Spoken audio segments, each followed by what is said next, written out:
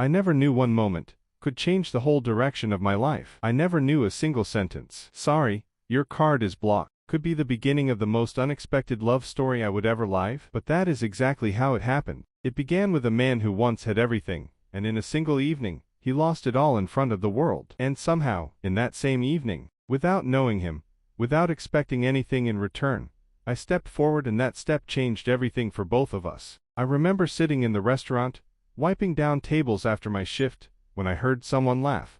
A soft laugh at first, followed by a nervous, trembling, "I love you so much." And then immediately after, the cold voice of the waiter saying, "Sorry, your card is blocked." The room went quiet. Even the music suddenly felt like it had turned down its volume to listen. The man blinked in shock, staring at the waiter as if the words didn't make sense. "What? No, no, no, no, no. There has to be a mistake. Please try again." But I could see in his eyes he already knew. He knew something big had gone wrong. He tried again, and again, but the waiter just shook his head. The girl sitting across from him folded her arms like someone disgusted by cheap perfume. Her name, I later learned, was Jessica. She leaned back and said, "Well, Martin, I guess you'll have to handle it. After all, you booked the table. You ordered the wine. You ordered the champagne. So go ahead. Pay for it." The poor man whispered, "I lost my company. I lost all my money." His voice cracked like he was confessing a crime. She stood up immediately. "Well then I won't pay for anything. Not the dinner, not the water, not even the chair I sat on." Her heels clicked like gunshots across the floor as she walked away. The waiter sighed. "Sir, if you won't pay,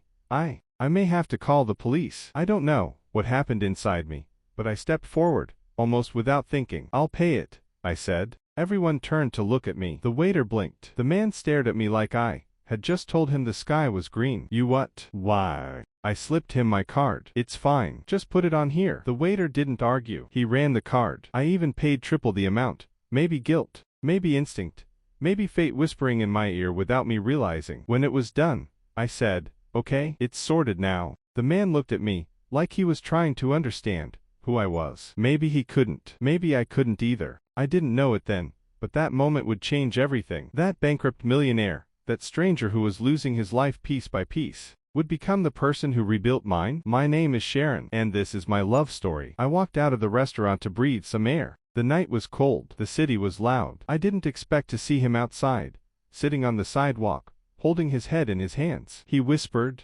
Zach, please help me, you're my best friend." But the other side of the call must have ended abruptly, because he lowered the phone and stared at it, like his heart had been rejected by the screen. I stepped closer. "Sir, are you okay?" He looked up, cheeks flushed, eyes red. "Do I look okay?" He was half laughing, half crying. "I just had 2 bottles of French champagne, an expensive dinner, and now I don't even have money to take a taxi home." Something inside me softened. "Oh, I can't give you money, but I can give you a ride home." He stared at me again, confused, shocked, grateful, scared. "You don't even know me," he said. "I could be a maniac, a serial killer, and I do karate," I said. "So maybe you should be afraid of me." He laughed for the first time that night. A real laugh. We drove to his house. Whoa. What used to be his house. But we arrived to flashing lights, officers, documents taped to the gates. An officer said, "Tax office. Your house has been seized. You need to leave immediately." "I'm not going anywhere," he snapped. "I live here. If you try to enter, sir, I will have to arrest you." Jessica was there too. Of course she was. Picking up her things, acting like she belonged, acting like she cared.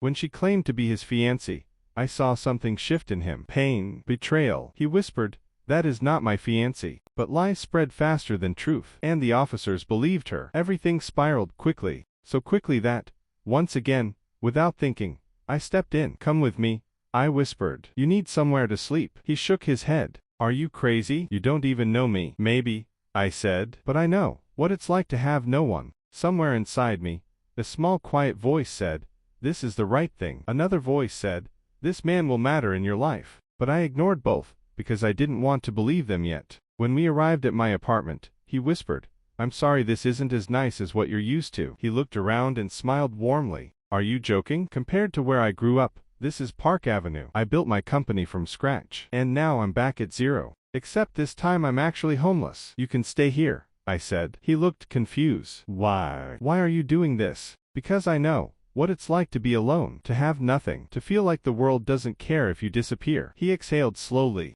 "This is crazy," he whispered. But I think maybe fate sent you to me. The days that followed were unexpected, sweet, strange, comforting. He fixed things in my apartment, small things I always ignored. He cooked, badly, at first, but with enthusiasm. He laughed easily. He apologized for everything. He tried to stay out of my way, but somehow ended up everywhere. And slowly, my apartment stopped feeling like mine, and started feeling like ours. It felt like living with the husband I had just met. And somehow, it felt right. He had a confidence, even broken as he was, that made me feel safe, protected, seen. One night after work, I walked in and gasped. My entire apartment was transformed, cleaned, repaired, rearranged, like someone had taken the pieces of my life and carefully put them back together. Am I really home? I asked. He smiled. Do you like it? Where did you get the money? He shrugged. Collected a few debts. But that's not even the surprise. He stepped closer. Close your eyes. I did. And for the first time in a long time, I trusted someone. He took me to a small restaurant. Candlelight, warm colors, soft music. I thought he was showing me a place he loved.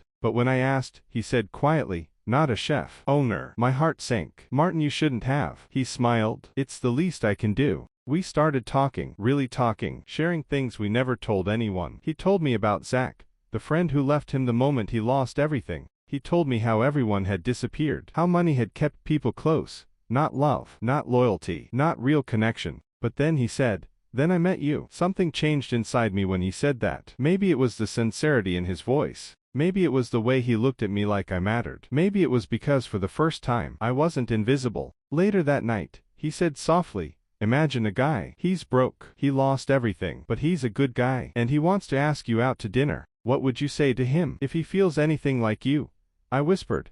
I would say I'm looking forward to meeting him tomorrow at 8. He grinned. You won't regret it. But sometimes, life doesn't wait for happiness. Sometimes, trouble arrives first. Jessica wasn't done with him. Neither was Zach. They were desperate to reach his safe, the safe that held the only evidence proving his innocence, the safe that could clear his name, and they were willing to drag me down with them. They tried to use me, threaten me, corner me. They got me fired. They filled Martin's life with chaos. He came to the restaurant after they forced me out. His eyes were full of guilt, pain, anger, and something softer, something like heartbreak. I'm so sorry you lost your job because of me, he whispered. I shook my head. It's not because of you. Then he told me something that left me speechless. Remember the watch I gave you the night we met? The watch is the key to the safe? I froze. Why didn't you tell me? He stepped closer. Why did you keep it? I whispered, because it reminds me of you. He cupped my face gently. There is one more thing I have to do, he said. What? I breathed. Never, ever let you go. And in that moment, everything made sense. Love isn't about money. Love isn't about status. Love isn't about fancy dinners or perfect timing.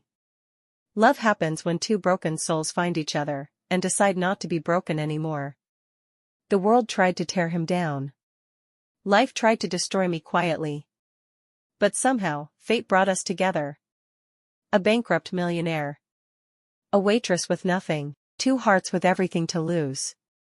But in the end, we learned one truth: for real love, money doesn't matter. Pain doesn't matter. Past doesn't matter.